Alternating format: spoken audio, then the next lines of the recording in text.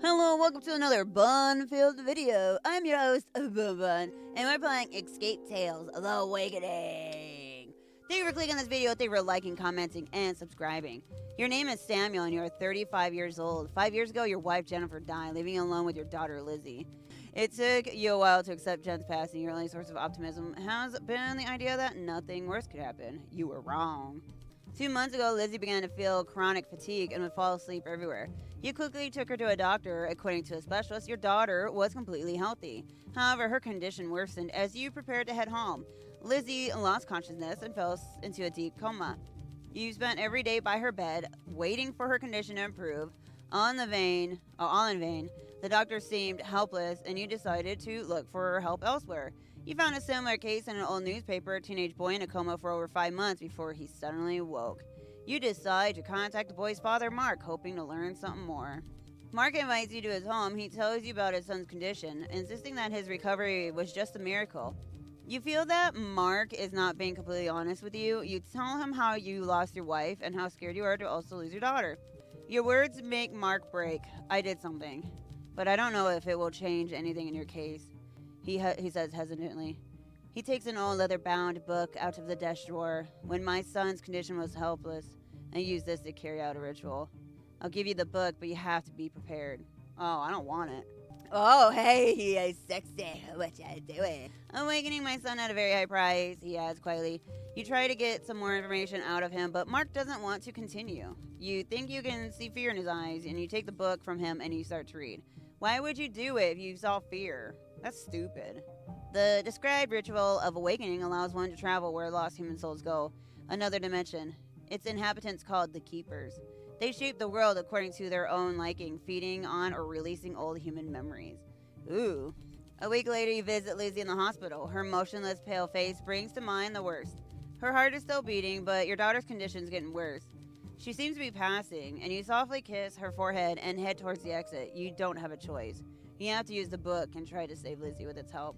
Ready to do everything to make Lizzie better, you reach your house in the suburbs. Quickly, you can go to the basement and open the book. You will need a lot of space, silence, and several items for the ritual. You turn more pages of the book, and you will need a few things for the ritual. Something to draw the circles on the floor, candles, and an item of great importance to the person you want to find. The first two things are not a problem for you. The chalk should be somewhere on the desk, the candle should be in a safe. But the last item, what would Lizzie have that is so important to her? You take the book. I got stamina? At 70 points, you need them to explore locations. Why is there so many spiders everywhere? My inventory's right here. Story panel. Location to explore. When you hover over a location, you can find fields in various colors. Fields which can be explored. Exploration of each green field costs 1 stamina point. Oh my god. That's not green, that's piss. Field which you fully explored. It's poop. Field with a puzzle that you can return to without having to use stamina point. It's blue balls. The number of stamina points is not sufficient to easily explore every nook of the location. That is why it's important to choose the areas you are going to go. If you run out of stamina points and still have some fields to explore, they will turn amber. However, you will have option to meditate, which will be explained later. I need my desk, because what I have in here? Just the book. That's my desk, right? You flip through all the objects on Lizzie's old desk, but you do not find any chalk among them.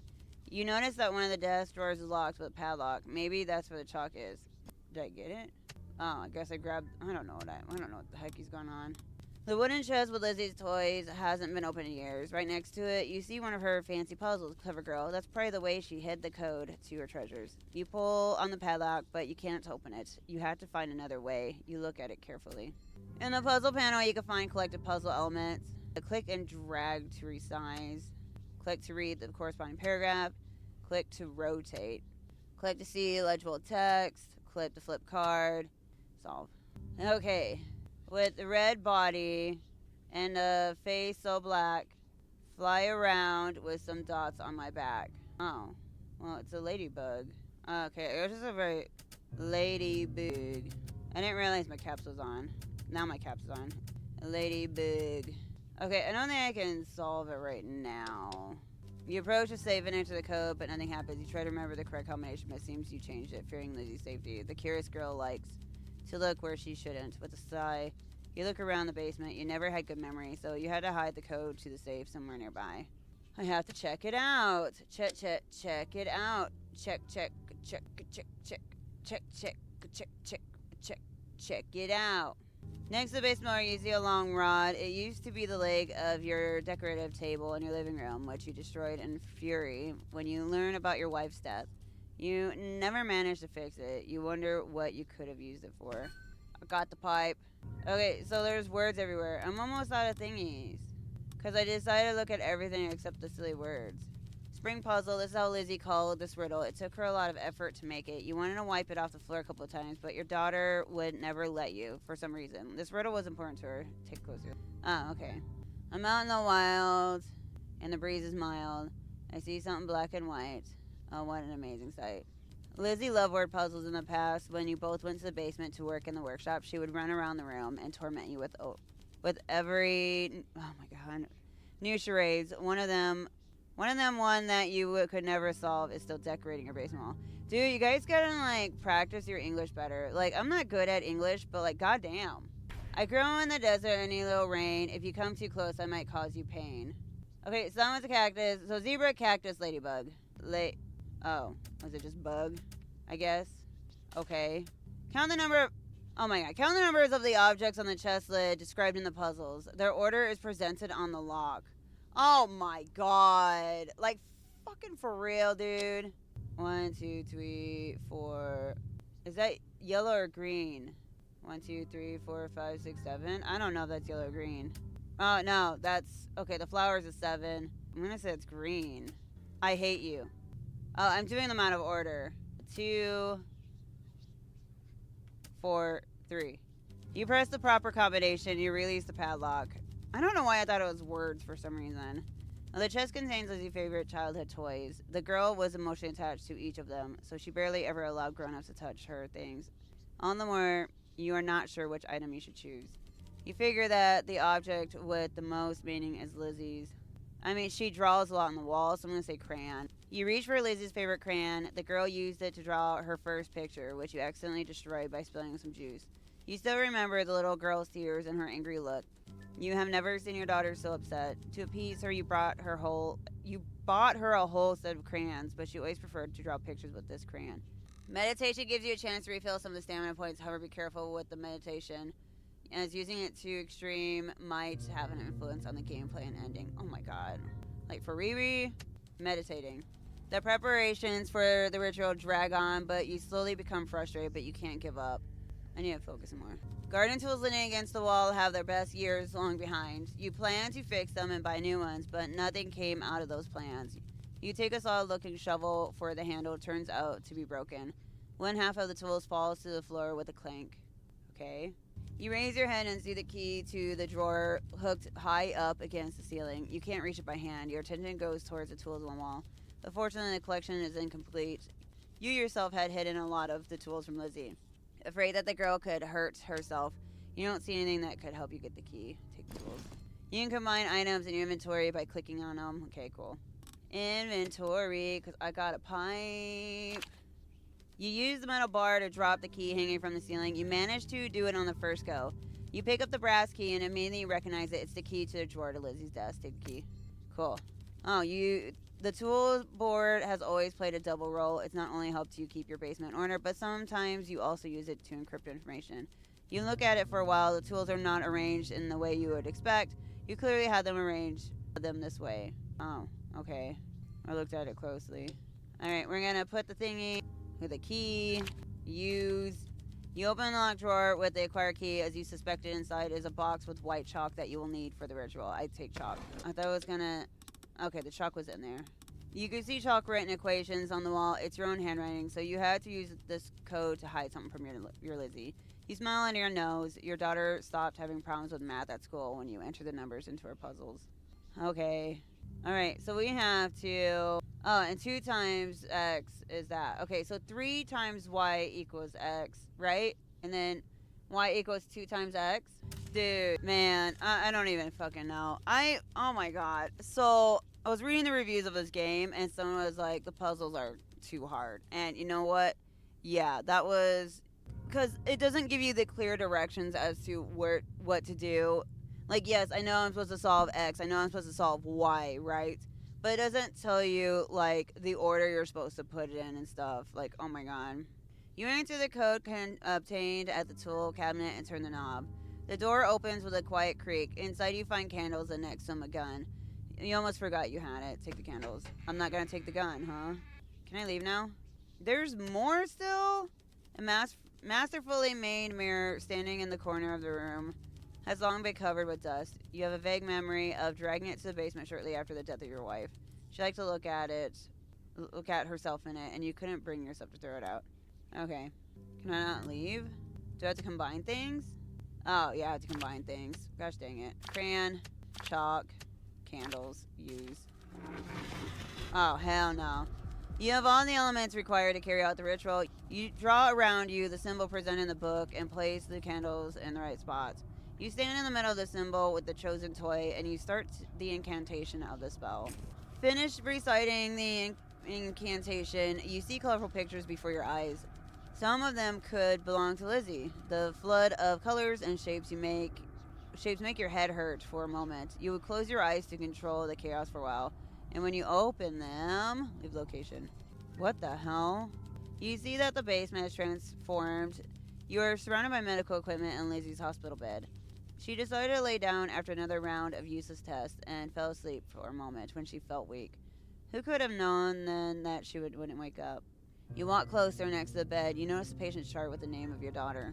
Lizzie's medical history chart is filled with a list of items and some numbers. There is a red circle with the words add up in the bottom right corner. You input the total value of all the items, but the value disappears. You look around the room looking for a clue, holding the medical history chart in your hand. Surprised, you notice it doesn't reflect in the mirror. What? I had to find one more thing? Oh my god. There's so much stuff in here.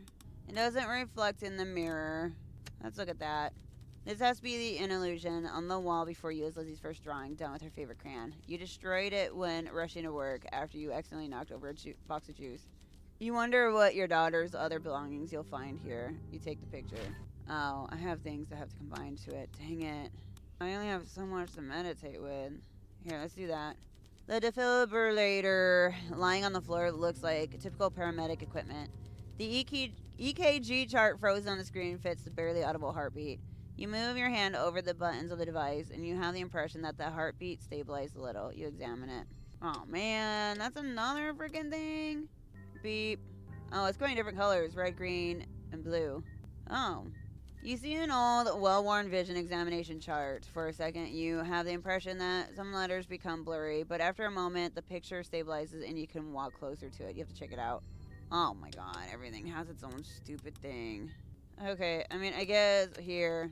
Your attention is drawn to yellow sticky notes stuck to the wall. You used to use similar ones to leave messages for Jen on the fridge.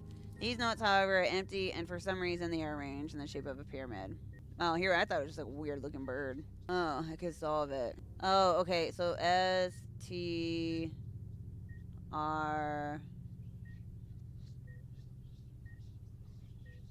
Y? Or does it start there? So it'd be D...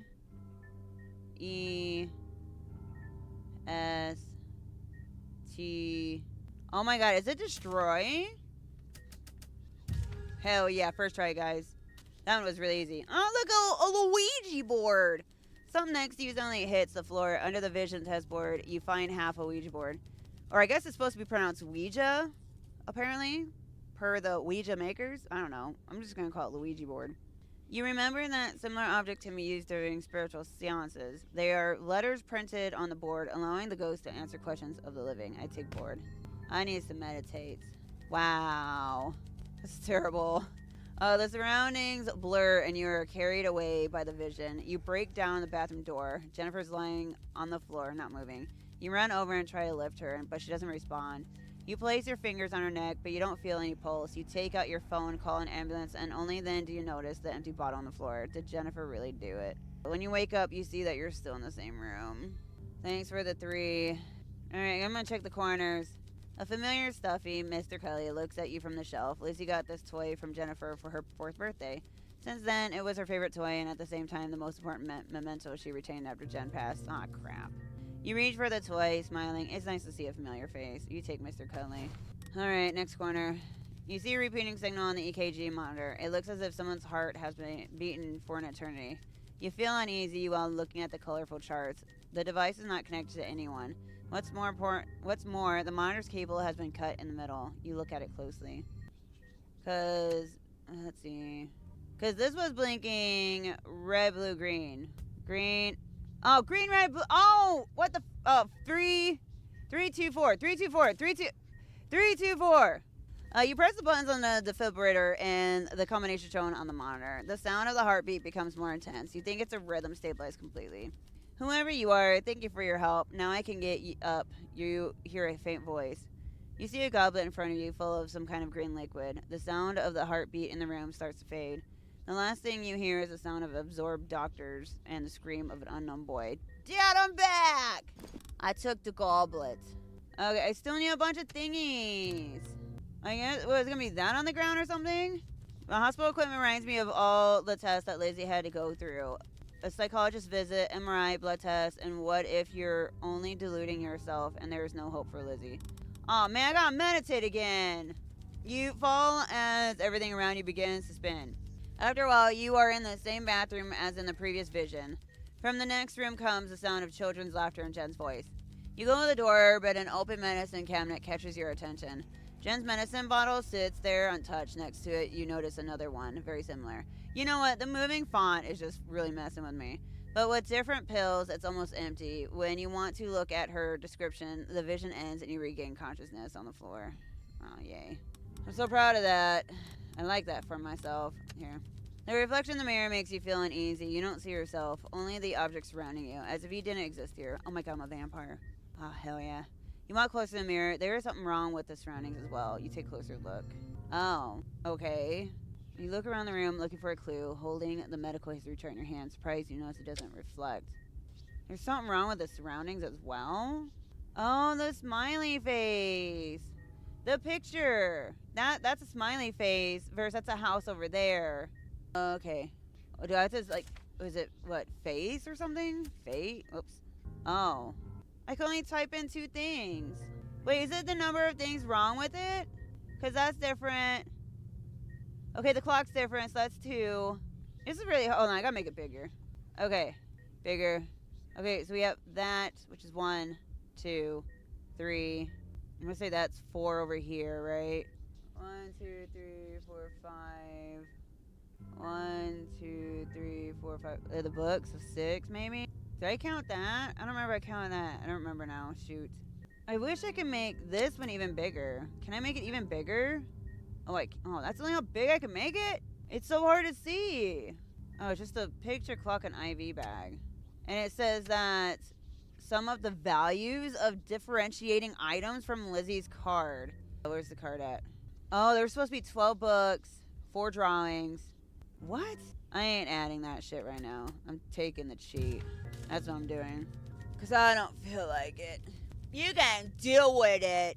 You hear a quiet grinding noise coming from the mirror. You think it's slightly tilted, its surface covered in mist, as if you were suddenly in a sauna. You try to wipe it, but to no avail. The image reflected in the mirror is still blurry. I take the mirror.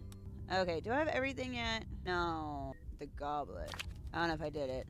After fulfilling requirements, the portal to other locations will pop up. Portal gives you the possibility to move on with the story. However, remember that after leaving a location, you won't be able to come back. Okay. Well, I want to, I only have those 2 things. You look at Lizzie's hospital bed, aware that your journey has just begun. You feel a gust of wind behind you. You turn around and see a portal where the mirror used to be. Unfortunately, you don't see what is on the other side. You read about the similar passages in the book and know that if you cross one, there is no turning back. You should go forward or stay here a bit longer. I mean, the second bed belongs to John. The boy is Lizzie's age, and he came to the hospital shortly before your daughter. They quickly became friends and used to spend hours talking about their favorite books. John would regularly visit Lizzie, and even after that, he left the ward. Oh, man, I was hoping I was going to get another thing. Lizzie's favorite hat, when you got it, she would wear it constantly. She wouldn't take it off in kindergarten. Sometimes she would... Is that moving? Oh my god, it is moving. Sometimes she would even wear a bed. You pick it up, you have no idea how it got to this realm. I take Cat, and I... Oh my god, I made a demon bear! The air around you suddenly becomes thick. Someone touches your arm, but when you turn around, you notice only contours of a disappearing shadow. The figure is holding something. Lizzie stings. Terrified, you look around. Whatever it was, it didn't get a chance to take Mr. Cuddly. At least that's what you think. I think it did. It kind of made him into a demon. Great. Now he's a demon bear. Dang it. I'm meditating. As the surroundings fade away, you prepare for another vision, but nothing happens. There's complete darkness around. After a long moment, you are interrupted from your thoughts by a voice coming from inside you. Say my name and I will cease to exist. So what am I? Say my name when no one is around you. The ritual circle looks untouched. A book rests in the center. You have the impression of its pages being gently moved by an invisible wind. You bend over and touch one of the trembling pages, yet nothing happened. Well, how am I going to get in the portal? Let my booty in the portal. How do I get in the portal? Oh, you hold it down! When you cross the passage, your stomach twists. However, you recover quickly. Surprised, you realize that you're standing in the ritual circle again, but the surroundings start to ripple subtly, getting blurry. Is it your first trip between memories? You hear a voice behind you. Someone is coming out from behind the black curtain. They materialize slowly, and you notice only the shape of the figure for now. I think this belongs to you, says the stranger. You look at the note in his hand. You recognize that it was torn from the book. Oh, damn. Yeah, you answered without confidence, wondering what's going on. What I mean, who are you? You asked, hoping you... What? Assumptions? The spelling in this game is so bad! A weird-looking character. He ain't weird. Popping out of nowhere shortly after the ritual, there's no mistake. It must be one of the keepers of this world. You reach about them and decide to stay silent. Oh, do I pick one? He asked if this is your page. You read about them and decided to stay... Oh, yeah, stay silent. Because I think something told me to stay quiet. I think that's what it was. How much I would have loved to flirt with that handsome, devilish-looking man. The creature looks at you. You see surprise on its face. Oh, so you've been warned to not trust the keepers. Good. Those creatures can be really mean, he says, crumpling a page from the book. Turns into nothingness in front of your eyes. I'm looking for a friend, but my understanding is you'd rather not help me, huh? You say nothing, the keeper shrugs. That's what I thought. I'm leaving then. Oh, give my regards to Jennifer. You open your eyes wide and you want to shout back, but the figure disappears behind the black curtain, leaving you alone. That's left is for you to follow it. Oh, okay. What the fuck? You lift the curtain, waiting to see the familiar mirror. Instead, on the wall, you see symbols of vases and drops of water drawn in white paint. Guests. It's been a while that I had guests, and you hear the sound coming from the wall. If you want to pass, you'll have to prove yourself. Who are you ask. Shush, I'm not the one you're looking for, says the wall. Solve the equation, and I'll show you what's on the other side. You examines it. Oh, these were all mine? I mean, I guess they're not really all mine, but... Oh, 4 times 2 plus 2 equals 10. Okay, 5 times 5 plus 1 equals 26. Do not trust them, says this one. Oh, I'm trying to make it bigger and I couldn't. Okay. You got weird symbols on that. That has cobwebs. That's color things. That's the Luigi. Oh, this is those one things that were on, like, Facebook for, like, it seems like it's for old people. So 2 vases plus jizz equals 1 triangle. And then 1 triangle equals that. What? Okay, I just want to see how many it is. Is that supposed to be a 5, which is the triangles? But that's also a 5 with the triangles. Okay, so that confirms, I think, 5 is triangles. That would be 10. No, it wouldn't be 10. It'd be, it's 2, 4. I'm getting my shapes mixed up now. Oh my, this is terrible. 5, 6, 7, 8, 9, 10, 11. Oh no, I'm worried. Okay, what's confusing me is these up here as well. Okay, I'm multiplying. Multiplying plus adding. Okay, we're fine. Everything's fine. So, like, this one is 2 times 2, which is, I don't know. Oh my god! Jesus! Oh my god. You present the solution, but the wall doesn't seem to be happy. It remains silent for a while. I thought it would take you more time, but a contract is a contract. The paint disappears from the gap between the bricks. A few of them fall from the wall. In the newly created hole, you find a business card of the doctor that was taking care of Lizzie's case. You take the business card. Can I go back home now? In the middle of the room lies the cracked half of the Ouija board. The pattern of the crack is the same as the Ouija board found earlier. You remove it from your inventory. +2. Oh, hell yeah. You take it out and combine both halves together. The room is filled with hundreds of voices begging for help and rescue.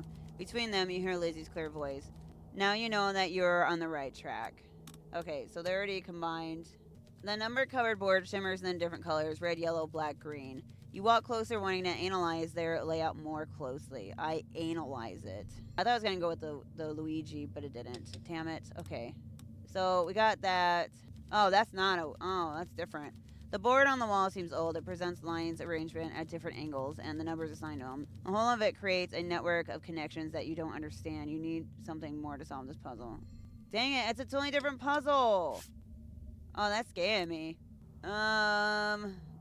Spiderweb.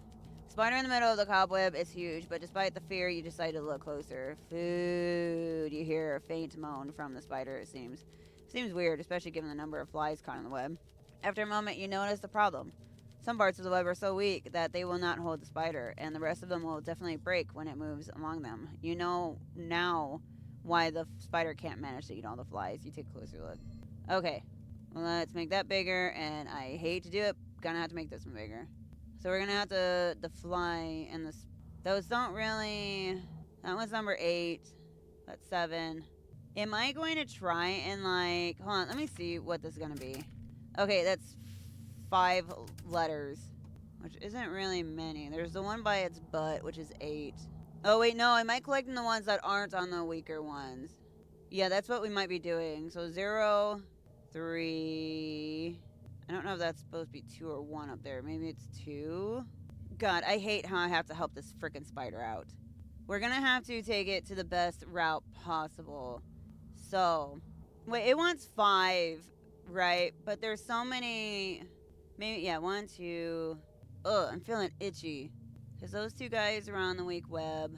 He's by a weak web. And so is you. But that's it. But there's 1, 2, 3. Okay, I'm thinking 0, 4, 1, 3, 7.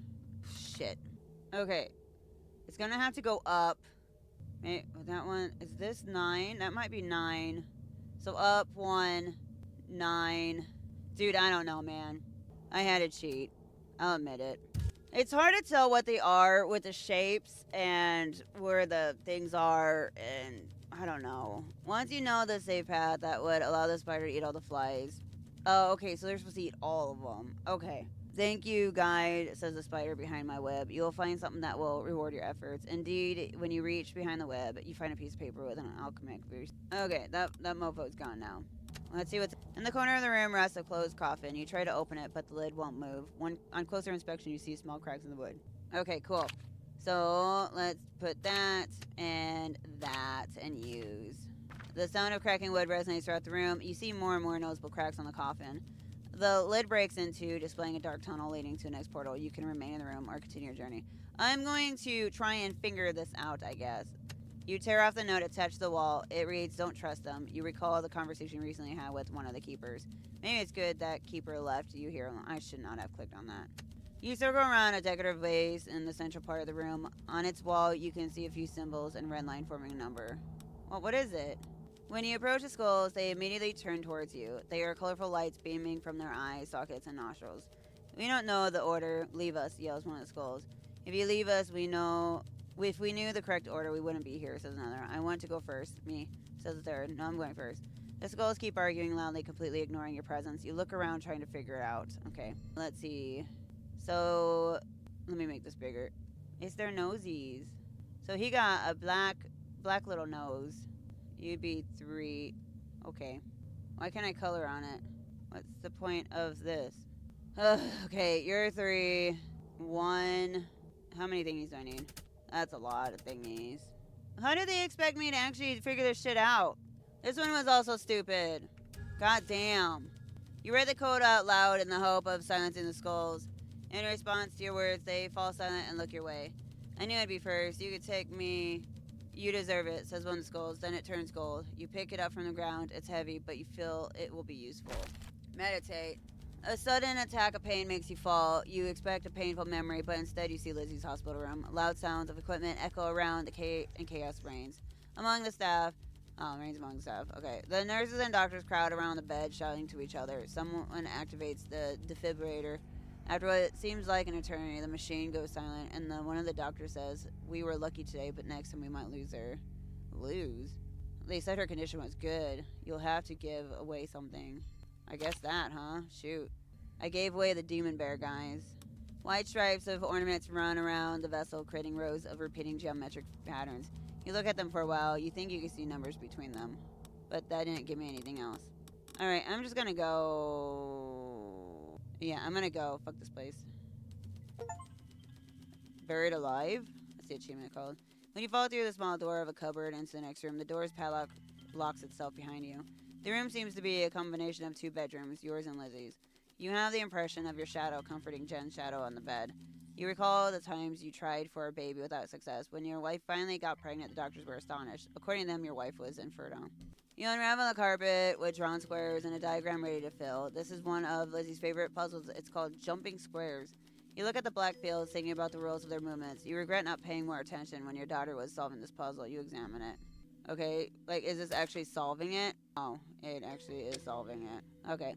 I think what we're going to do, though, guys, I think we're going to end it there. I want to say thank you so much for being here. Thank you for liking, commenting, and subscribing. This game, it's a game, guys. Yep. But yeah, have a wonderful day, and I'll see you guys in another video. Bye, everybody's.